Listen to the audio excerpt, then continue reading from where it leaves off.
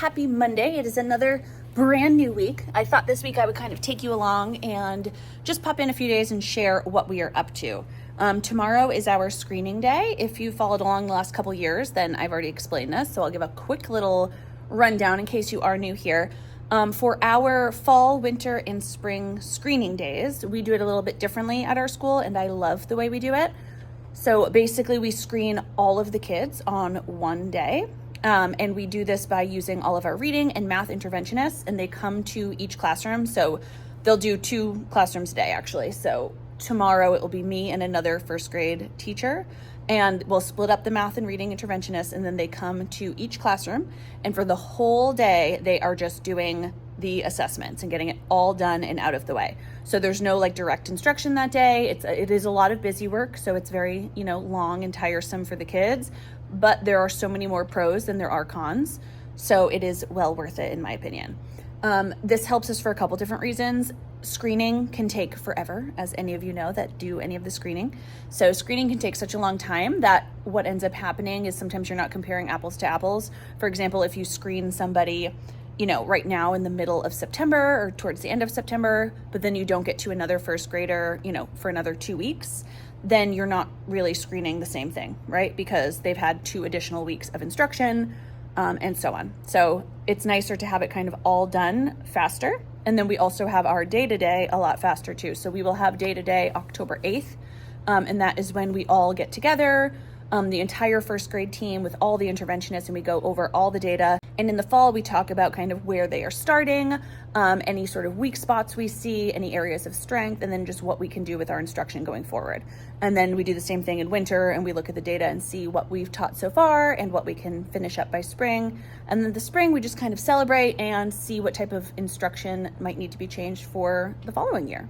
So a lot of fun, but that's going to be tomorrow. So I don't know, I'll probably pop in maybe after school tomorrow and just show you what the slides look like for that day, and give just a general kind of rundown of the day and how exhausted I'm probably going to be. For our screenings, just because people usually ask, we use AimsWeb for math, and then we use MClass for reading. So that is what we do.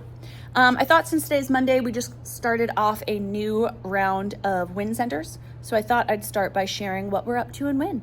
As you know, all of my WIN stations are here in my little WIN bucket. So for independent work, let's see what we're doing. For independent, we have been working on CVC words, which is nice, and we just introduced short E today. So we're talking about short E. So all the words are in the ET word family. They have to read each one: pet, color it in; wet, color it in; set, color it in, and so on. And then they choose one of the words and write a sentence at the bottom. We have another visual discrimination. So I love these because students get very used to these worksheets. And then once they understand the pattern and how it works, you just change out the skill and we're good to go. So visual discrimination, they have to figure out which one says the word that matches the picture.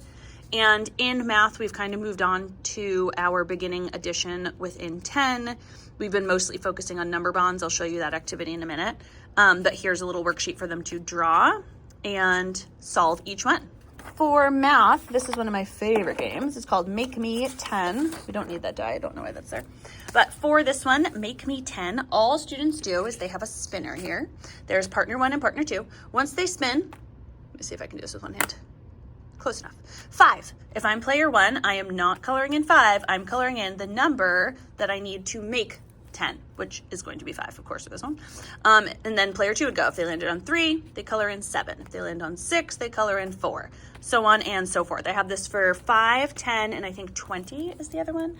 I have to look and see, but I have these in the math club, of course. That's such a simple game. And for this, we pretty much use our fingers. I could give them a 10 frame in cubes, but I just have them put up that many fingers if they don't know. So put up 6, how many more do you need to make 10? Put up 3, how many more do you need to make 7?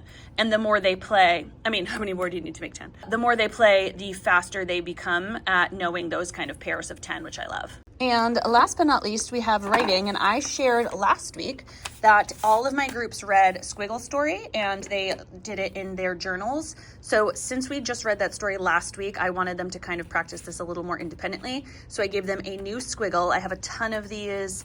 These are all in my monthly writing centers. They look like this right here. And this is in the September version. There's a bunch of these little squiggles. So I just have them color this in to make whatever they want. A bunch of kids made a fish today, which I thought was funny. And then they have to write a sentence about what they made. So they color it, turn their squiggle into something, and then write a sentence. And then of course the last station is just reading, where they go over to the reading corner. They do have their book bins now. So all of them have book bins with their fluency folders. You can see books already in there. They get to grab a stuffed animal and spread out around the room. Also today, my colleague Rachel made a fun game that we did for number bonds, and kind of taking a number bond and showing how it's an addition sentence, essentially. Next week, we'll also talk about how a number bond is a subtraction sentence, and it's really just showing both. It's showing the number relationship, but let me show you how we played this quick little activity. Okay, so she made these just cute little mats here. There's two, I think they're supposed to be cut in half, but I just put them in a sleeve like this. And all we did for this activity is we had students make number relationships with number bonds. So I had them roll a die, 3, and then we used 2 different markers. So if I'm player 1 and I rolled a 3, I would go like this.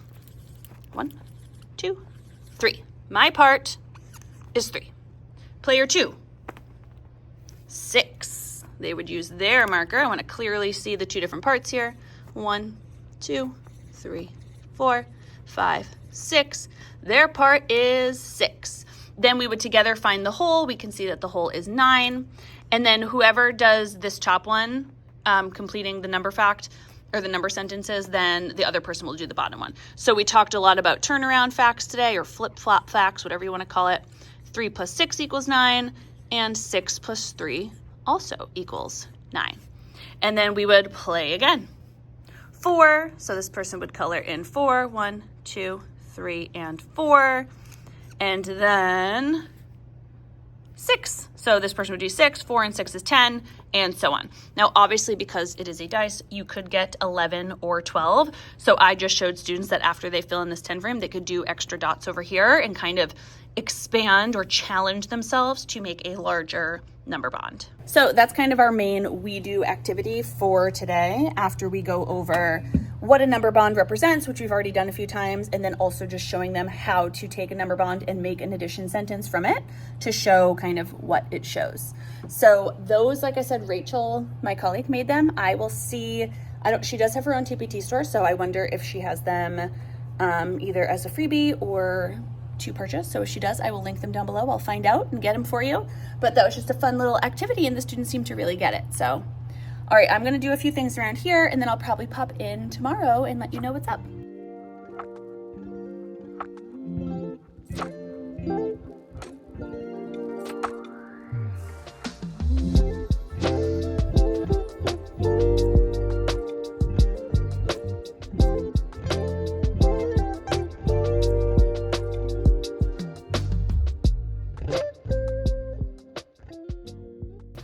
Happy Wednesday. It's actually after school now. There's a couple things I wanted to share with you before I go off to my mentor meeting that I have. So I wanted to share what we did in writing because it was actually pretty cute. I know I talk a lot of not so nice things about the writing program, but this actually was really cute. And I wanted to share a little bit about phonics. So let me flip around and look at our sound wall. Here we have some more additions to our sound wall. So we introduced today open and closed syllables, which is actually quite a feat for day 19 of school, but it was good because students really kind of understood more about the syllables and when they say long vowel, when it says short vowel, and we have all of our short vowels now up there. And as we get ready for our next unit, we will be going into, we're going to learn closed syllable exceptions and then also the floss rule. So that's kind of where we are at in phonics. In writing, we had a revision lesson. So I think the last I showed you, we had done we brainstormed a class story, we planned and sketched it all out, and then we went ahead and wrote down 4 sentences to create our story. So we took each sentence today and we split students up into groups, and then they went and added more to those sentences. So let me show you what that looks like. So I shared this last week, but here are the 4 sentences we brainstormed. So I put students into 4 different groups, and they each took one of these sentences and then they asked the questions that came from the HMH curriculum. Let me show you what those are. So we went ahead and asked each other these questions in their group. So I said, can you say more about that? So they reread their sentence and we asked, what else could we add? What was our favorite part about that? What details could we add? How did you feel when this happened? What made this part so important? So these were kind of the questions they had. And then I gave my students some chart paper to rewrite their new sentences, add more, and illustrate. So I'll insert some pictures of students working here. Boop, boop. They were so cute and they actually really enjoyed it. But I also have the story in the back that I want to share with you. So just so you can see kind of what it looks like, I just took a blank little chart paper and I drew lines in an illustration box. But first we got pipe cleaners and beads. So you already saw that this was the main sentence. They added, they were in a cup, or the beads were in a cup. So students helped each other. One person wrote it, another friend like pointed to each line so they knew what to do and to stay on track. And then a couple students would illustrate. Then we have, next we were excited as we put the clear beads on the colorful pipe cleaner bracelets one by one. So they added some details there. Then we have, then the teachers helped us put our bracelets on our wrists. We were happy the beads were colorful. So cute. And then our last one says, last we went outside and our magic bracelets changed color and we were happy. And then we were going to have a great and lucky year. So it actually came out really, really cute. Now, I will say I am lucky enough that I am in a heavily supported classroom. So I had 2 other teachers with me, which meant I just went back and forth between 2 groups while we were working, while each teacher had another group.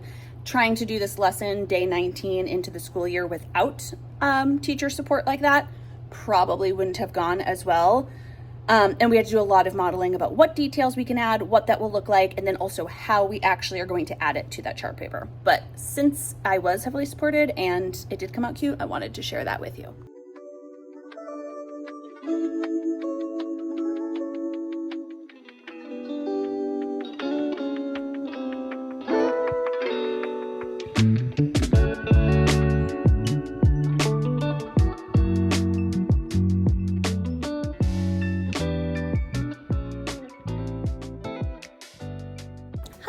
Happy Thursday.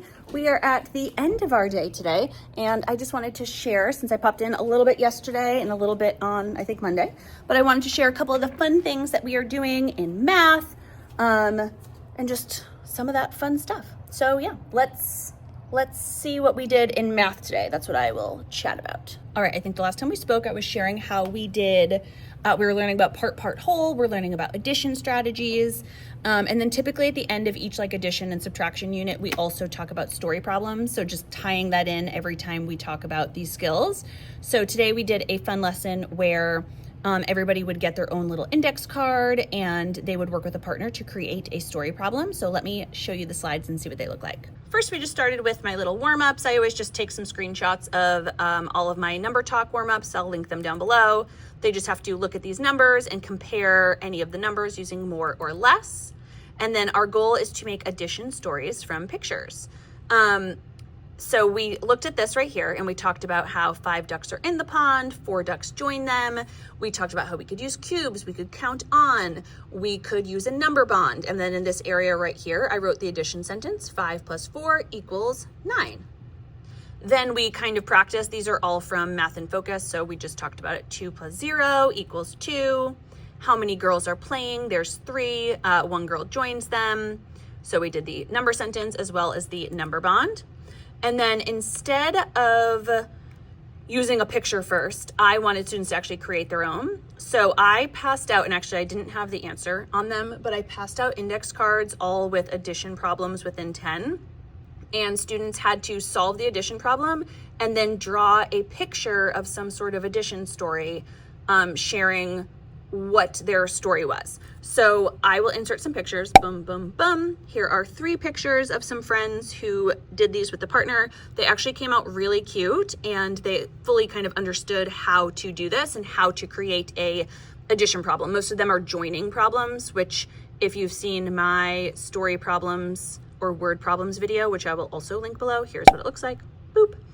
then you'll know what joining problems are, but that is pretty typical for the beginning of learning addition. Instead of being behind the camera, I thought I would share, but joining problems are basically where the type of story problem is something is joining the other to create more. So many students said like, oh, there were 4 sawfish in the ocean, and then 2 more jellyfish came and joined. How many were there all together? Somebody was like, oh, there's 5 apples on this tree and 5 oranges on this tree. How many are there together? Just different types of problems like that, where we have 2 parts and we put them together to make a whole. So they came out really cute. And again, this is something we will practice when we do subtraction. We'll practice this again when we do addition and subtraction within 20, and then again within 40, and then again within 120. So just getting them used to the story problems or word problem aspect in first grade kind of just gets spiraled as the year goes on, which is nice. That little free, I'll share that free sheet with you. It's just a big box and they just write their names on top and they can illustrate it. But I'll go ahead and share that with you if that is something you are interested in. I'll link it down below for you. Also, writing today was one of those kind of funky lessons. I shared with you what we did yesterday, where we took the story and we spread it out all across the pages. Today we went back to the mentor text and we listened to Ralph Tells a Story one more time. As they were listening, they were supposed to listen for nouns.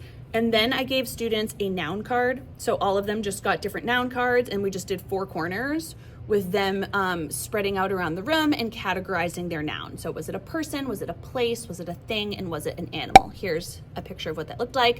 And it also was a good kind of check-in to let me see that they did understand that concept, as we are now moving on to verbs and action words that explain the action that the noun does. So things are looking pretty good. Now, I know I've shared this before, but I do want to share just what our literacy center time looks like. So at the end of the day, we now have our reading block, which is where we kind of dive into our story, language comprehension. We work on different skills like retelling, characters, all that stuff.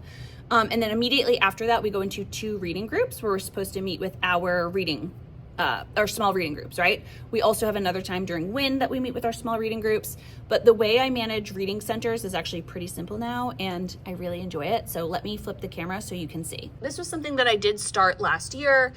Basically, I have all students get their iPad and they all hop onto Lexia first while I meet with my first group. I took out the names here, but this is where they are. And I start that 10-minute timer. I always start with my lowest reading group. That way, since everyone is on their iPad doing Lexia, which is reading at their own level, it is the quietest during that time, and I know that I have their best attention with this group.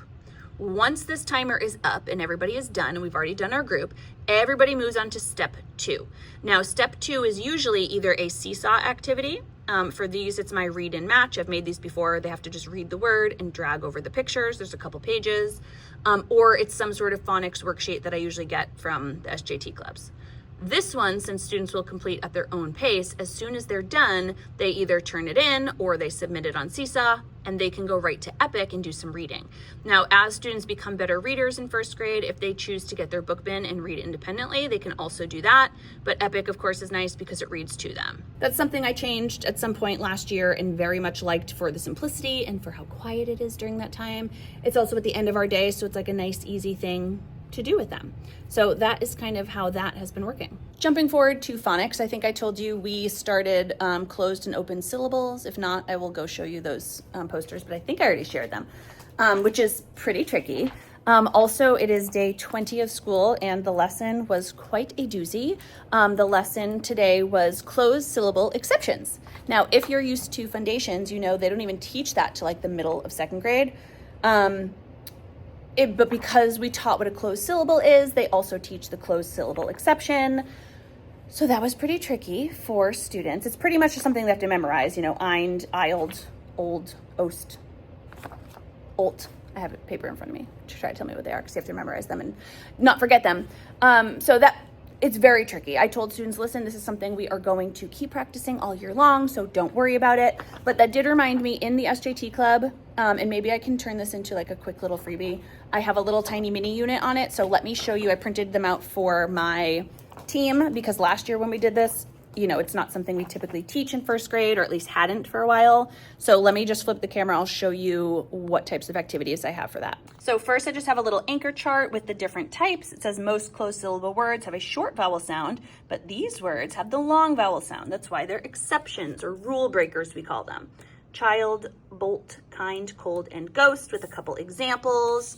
Then we do have roll and read sentences. This is more for 2nd grade. But next week we're going to do, I'm going to put these in a couple of our phonics lessons, roll, read, and color. So they'll just go ahead and roll the dice, and then whatever one they can color and practice reading. So these are all eind, old, ost, ild, olt, and kind. This one is exactly the same, but with tracing. So if you'd rather them trace it. Here down at the bottom, I like this one. It's a short vowel sound or long vowel sound sort. So they have to figure out kind. Is it an exception? And does it go in the long vowel, or is it a short vowel? Skin goes here. And then again, this one's probably more difficult, more for 2nd grade.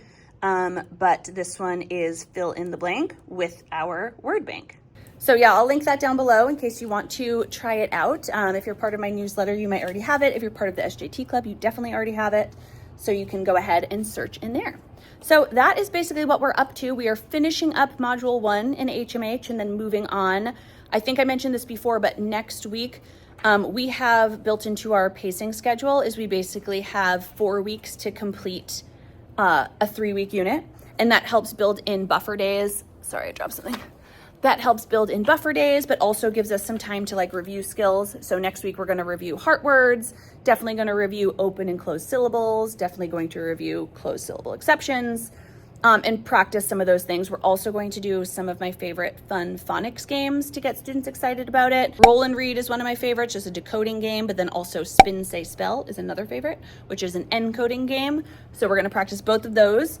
Last year, I also made these seasonal sight word games or seasonal heart word games. So we're going to do some of those with the heart words we've learned and have some fun and review a bunch of stuff. And then during reading time, we're going to read some fun books, some fall themed books, maybe do a fun craft. We do have open house next week, so a few things I want to get ready for that, but it's going to be a good week. So yeah, as a quick rundown, in math, we are doing addition and subtraction.